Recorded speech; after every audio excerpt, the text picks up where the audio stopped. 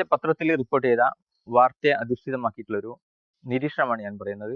മനുഷ്യന്റെ അന്ധവിശ്വാസങ്ങൾ ഏതെല്ലാം രീതിയിൽ ഇവിടെ ബാധിച്ചിരിക്കുന്നു എന്നുള്ളതിന് വളരെ കൃത്യമായിട്ടുള്ള ഒരു ഉദാഹരണമാണ് ഈ സംഭവം. കഴിഞ്ഞ ദിവസം ലക്നൌവിൽ വെച്ചുകൊണ്ട് ഉത്തരാഖണ്ഡിലെ ഹരിദ്വാറിൽ ഗംഗാ നദിയിലേക്ക് 5 വയസ്സുള്ള കുട്ടിയെ മുക്കിക്കൊന്നു. നമ്മൾ പെട്ടെന്ന് വിചാരിക്കും എന്താണ്, ഏതെങ്കിലും കൊള്ളസംഘം റാഞ്ചി എടുത്തുകൊണ്ട് പൈസക്ക് വേണ്ടി വാദിച്ചുകൊണ്ട് പൈസ കൊടുക്കാതെ കൊണ്ട് കുട്ടിയെ കൊന്നു എന്നാണ് നമ്മൾ വിചാരിക്കുക. പക്ഷെ ഇവിടെ കുട്ടിയെ കൊന്നിരിക്കുന്നത് രക്ഷിതാക്കളാണ്.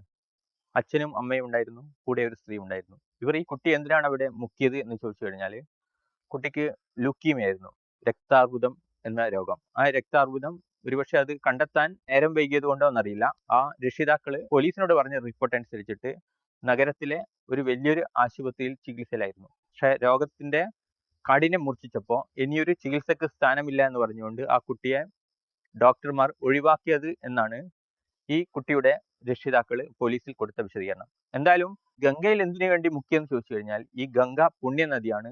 അതുകൊണ്ട് തന്നെ ആ നദിയിൽ മുക്കിക്കഴിഞ്ഞാൽ രക്താർബുദം പൂർണ്ണമായിട്ട് മാറും എന്നുള്ള ഒരു വിശ്വാസത്തിന്റെ അടിസ്ഥാനത്തിൽ കുട്ടിയെ അതിലേക്ക് മുക്കി.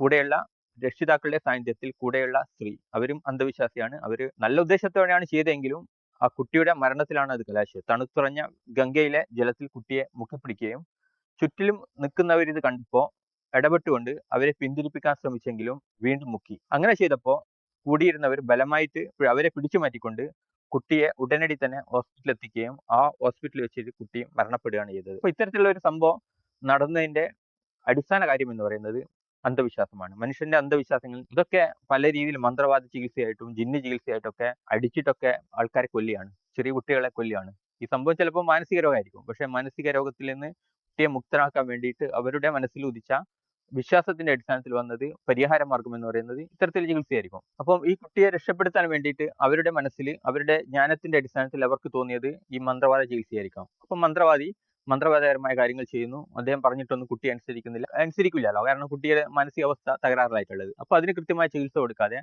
ഇതൊരു ജിന്നിന്റെ അല്ലെങ്കിൽ പ്രേതത്തിന്റെ ഒക്കെ അല്ലെങ്കിൽ മറ്റൊരു ആത്മാവിന്റെ സാന്നിധ്യമാണെന്ന് പറഞ്ഞുകൊണ്ട് ആ ആത്മാവിനെ ഓടിക്കാൻ വേണ്ടിയിട്ട് ദേഹത്തടിക്കുകയാണ്. അപ്പൊ ദേഹത്തടിച്ചു കഴിഞ്ഞാൽ ആത്മാവ് ഓടുമെന്നുള്ള ചിന്തയിലാണ് അത് ചെയ്യുന്നത്. അങ്ങനെ അടിച്ചിട്ട് കുട്ടിയുടെ ദേഹത്ത് കൂടിയിരുന്ന ദുരാത്മാവിനെ പുറത്തു കളയാന്നുള്ള ചിന്തയിലാണ് അവർ ചെയ്യുന്നത്.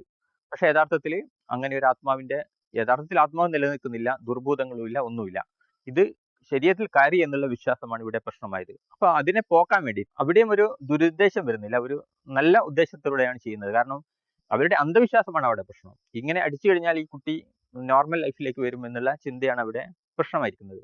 ഇതേപോലെയുള്ള ഒരു അന്ധവിശ്വാസമാണ് ഇവിടെ സംഭവിച്ചത്. അപ്പൊ മനുഷ്യന്റെ സാമൂഹിക ജീവിതത്തിൽ അന്ധവിശ്വാസങ്ങൾ എത്രത്തോളം പ്രശ്നങ്ങൾ ഉണ്ടാക്കുന്നതിന് വളരെ കൃത്യമായിട്ടുള്ള ഒരു ഉദാഹരണമായിട്ട് നമുക്ക് കാണാൻ പറ്റും. എത്ര ഉദാഹരണങ്ങൾ. ഈ ഒരു സംഭവം ഇപ്പോൾ പത്രത്തിൽ കണ്ടപ്പോൾ ഞാൻ അതിനെപ്പറ്റി സംസാരിച്ചു എന്നേ ഉള്ളൂ. അപ്പൊ യഥാർത്ഥത്തിൽ നമ്മൾ മനസ്സിലാക്കേണ്ട ഇന്ത്യയിലെ ഏറ്റവും വലിയ നദിയാണ് ഗംഗാ നദി. ഈ ഗംഗാ നദി ലോകത്തിലെ മലിനീകരിക്കപ്പെട്ട നദികളിൽ 5ാം സ്ഥാനമാണ്.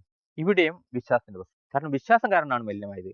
കാരണം അവിടെ തീരത്ത് നടക്കുന്ന മതപരമായ കർമ്മങ്ങളും ഗംഗാ നദിയുടെ തീരത്ത് മൃതദേഹങ്ങൾ ദഹിപ്പിക്കുകയും പാതിവന്ത മൃതദേഹങ്ങൾ എടുത്തുകൊണ്ട് നദിയിലേക്ക് വലിച്ചെറിയുകയും ചെയ്യുന്നു.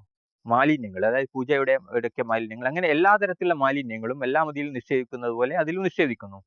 വിശ്വാസത്തിന്റെ ഭാഗമായിട്ട് ഏതെല്ലാം നദികൾ വരുന്നുണ്ടോ ആ നദികളെല്ലാം തന്നെ മലിനമായ ചരിത്രം മാത്രമേ നമ്മുടെ മുന്നിൽ കാണാൻ പറ്റുന്നുള്ളൂ. വിശ്വാസം എങ്ങനെയാണ് നമ്മുടെ സാമൂഹിക ജീവിതത്തിനെയും സാംസ്കാരിക ജീവിതത്തെയും മലിനീസമാക്കുന്നത് എന്നുള്ളത് വ്യക്തമായിട്ടുള്ള ഒരു ഉദാഹരണമാണ് ഈ ഒരു സംഭവം എന്ന് പറയുന്നത്. ഇതേപോലെ ഒരുപാട് സംഭവങ്ങൾ മുന്നേ നടന്നിട്ടുണ്ട്. നമ്മൾ ഓരോ സംഭവം വരുമ്പോൾ ഇങ്ങനെ പറഞ്ഞുകൊണ്ടിരിക്കാനുള്ള കാരണം ഈ സംഭവം ഇങ്ങനെ വന്നുകൊണ്ടിരിക്കുന്നതുകൊണ്ടാണ്. ഇപ്പൊ ഈ ഒരു സംഭവം ഇന്ന് നടന്നിട്ട് നാളെ ഒരു സംഭവം വന്നിട്ടില്ലെങ്കിൽ ഇതിനെപ്പറ്റി പറയാൻ പോകുന്നില്ല. പക്ഷെ നാളെ ഒരു സംഭവം ഇതേപോലെ വരികയാണെങ്കിൽ ഇതേപോലെ തന്നെ പറയേണ്ടി വരും. കാരണം സംഭവങ്ങൾ ആണ് ഇത് നമ്മളെ കൊണ്ട് പറയിക്കുന്നത്. അതുകൊണ്ടാണ് ഇത് പറയുന്നത്.